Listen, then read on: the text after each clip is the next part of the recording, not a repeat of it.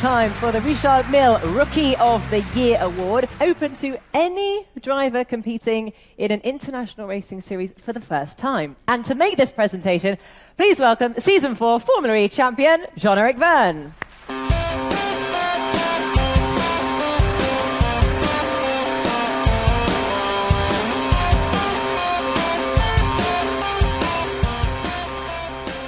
You seem to have a lot more fun in Formula E. Yeah, Vernon's doing all the great shout-outs. It's all the heckles are taking place, and where Jean-Eric Vergne finally got the championship he deserved. Well done this year. Thank you so much. Does it make a difference, the fact that you're an independent up against the manufacturers? Does it make you feel that much better?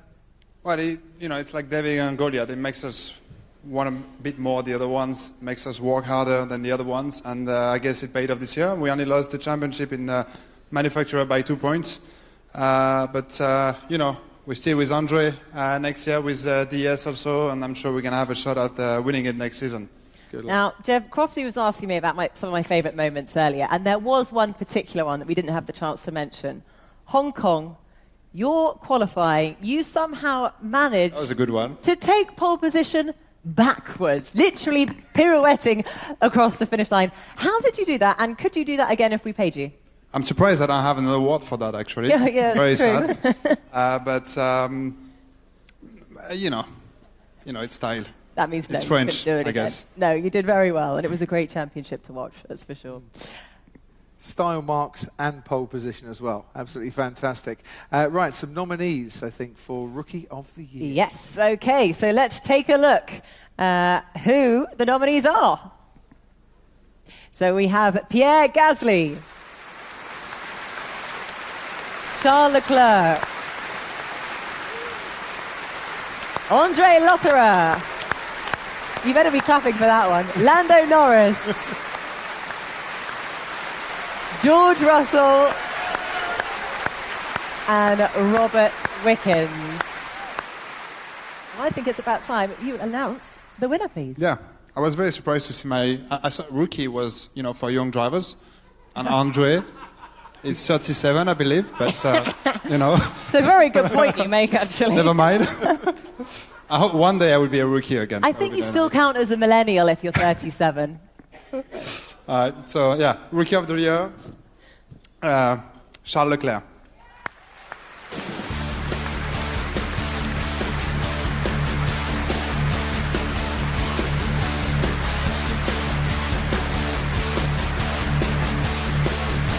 Congratulations. Congratulations, well done. Take the microphone, Charles Leclerc. You're taking everything else. GP3 and then F2, and then your first season in Formula 1, you outscore your teammate by, 30-odd points, I think it was in the end, and then you get a promotion halfway through the season to Ferrari. As rookie seasons go in Formula 1, I don't think I've seen many better. I don't know. It has been a great season for sure. Obviously, I definitely did not expect it to be as positive, and of course, I did not expect also the promotion that I've had. That is quite crazy, and I think I still don't realize fully what is happening. But yeah, it has been an amazing year. The first 3 races were very difficult. I had a lot to learn and a lot of new things, but yeah, after that, it went all smooth, and since Baku, it has been a great year. But all of this wouldn't have been possible without a great team behind. I think they have been extremely good at developing the car. We started the year probably last and second to last, trying to go into Q2, and we finished the year actually quite regularly in Q3. And this is all done to the team. So a huge thanks to them, and really looking forward to the challenges in the next few years. Some tough decisions ahead for you. Now you're driving for the Scuderia as well. Most of your peers, obviously, when they get the big promotion, they get the big pay packet, they go and move to Monaco and celebrate. You can't do that because you already live in Monaco. So have you found a bigger place to live in Monaco? How are we celebrating?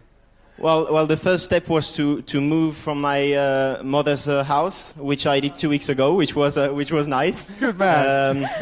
Welcome to becoming an adult. Yeah, exactly. So that was cool. And yeah, then I will wait for the bigger house, hopefully in the next few years. Do you still go home to get your washing done and to have your meals cooked for you? I have to wash it myself, actually. Really? Yeah, and that is a big struggle at the moment. So all my white things. Cleaning lady for you. Yeah. Who? Andre has a cleaning lady. Perfect. Does So he? I'll take in contact with Andre. But yeah, all my white stuff became pink, and it's a big mess. So yeah, I need to train on that. Charles, I've got to ask you, your teammate next year, Sebastian Vettel. I mean, have you thought about how you're going to handle him? Because, he's got pretty decent form. Well, I haven't thought about it too much, but obviously I will have a lot to learn. As I've said, it's totally new for me. It is quite a big jump, but it's definitely a big honor for me to have such a champion next to me. And yeah, I hope it will be a productive year, and for sure I'll learn a lot next to him. Best of luck. Charles Leclerc, ladies and gentlemen, our Rookie of the Year. Thank you. Thank you. Stay with us and thank you very much, John-Eric. Okay, Charles is actually staying with us. You don't go anywhere. You're going to stay with us for a bit. So, motor racing is a sport bursting with original thinkers, problem solvers, people who generally don't understand the meaning of no, and it can't be done, thankfully. And so today we are celebrating the great minds of our sport with the Innovation and Pioneering Award sponsored by Mahindra Racing. Now this year, the award goes to an organisation that had the courage of its convictions to see through the introduction of a pioneering device in Formula One, which has divided motorsport. Among some, it does still remain unpopular. But our award winner this evening was absolutely convinced that it was essential, stuck by its decision from the start, and, well, was justified by the first corner when we got to Spa. As part of ongoing efforts to improve driver safety, the FIA and its president Jean Todt committed to introducing the Halo cockpit protection device into Formula 1 and Formula 2 this season. The Halo requires the chassis to be able to take roughly the weight of a London double-decker bus, which meant a lot of work for those tasked with accommodating the device. It met with some resistance, but it didn't take long for the decision to be vindicated. The Formula 2 season had barely started when driver Tadej Pogačar credited the Halo with saving his life in Barcelona. A few months later at the Belgian Grand Prix, Charles Leclerc escaped a first corner crash unharmed after Fernando Alonso's airborne McLaren struck the Halo on Leclerc's Sauber with a trailing wheel. Advocates of the Halo always said if it saved one driver, it would be worthwhile. That it has made a major difference in 2 accidents already speaks volumes for its importance. Jean Todt, the president of the FIA. FIA president. Good to see. Congratulations, John. Great to see you. So I just, President, before we quickly present the award, I just want to ask Charles, I mean, what was going through your mind when Alonso's car flashed just inches in front of your nose? Well, to be honest, not much, as it went by very quickly, so I did not have much time to think about it. I remember that as soon as I saw Fernando going over me, then I just tried to go again on track and try to still race, hoping that nothing will have happened with my car, but obviously it was not the case because it was destroyed. So I stopped by very quickly, and then I see back the images, and the images are quite not impressive, this is not the word, shocking. I mean, it was quite a big crash, and don't know what will have happened without the Halo, but for sure it was one thing to have this year, and I think it has been extremely useful. So thank you.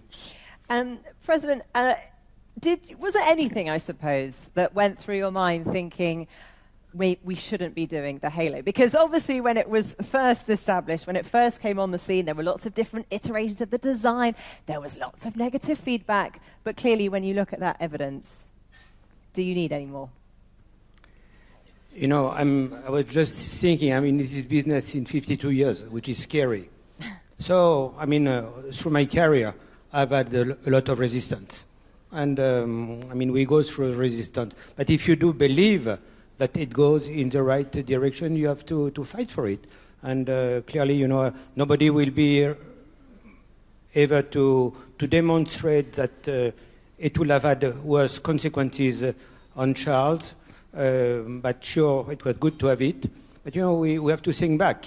For example, when you think about the terrible loss of Henry Curtis. You know, who lost his life because he got one wheel on his head. And clearly with the Halo, it would not have happened. So, I mean, it's worth fighting the resistance, and if we can save life. And I want to thank all the people who have been behind, because I've been a little element of that, but all the people who have been participating to this research, the teams, even, I mean, they have been a bit vocal, but they are often vocal, but at the end of the day, they do what they should do. And here is Halo, and incidentally, we will implement it next year in Formula 3 as well, and in Formula E, and as soon as possible on Formula 4. Absolutely. I mean, it has made incredible improvements in the world of single-seater racing. But the work when it comes to safety improvements is never really done. There's always more to do, always striving for the next thing. What's on the agenda for you? What are you looking towards next? I will say, you know, for me, motor racing is not only a show, it's also a laboratory. So clearly, I mean, Patrick Head was mentioning a while ago, I mean, all the progress which have been done over the last decades. So we need to keep progressing in single-seater, in any kind of circuit racing, in road racing as well, because you see what is happening in rallying, in regional rallying. Unfortunately, I think this year we have lost about 28 lives, including spectators, during motor racing. It's not acceptable. And I mean, if we can also, as I was mentioning, be a laboratory on the road. Every year, 1.3 million people die on the road, 50 million people are injured. And I think as a motorsport community, we have a strong responsibility to play. Absolutely. Always more can be done. Well, once again, though, huge congratulations on the award this evening. Round of applause for the FIA, for the President, Jean Todt.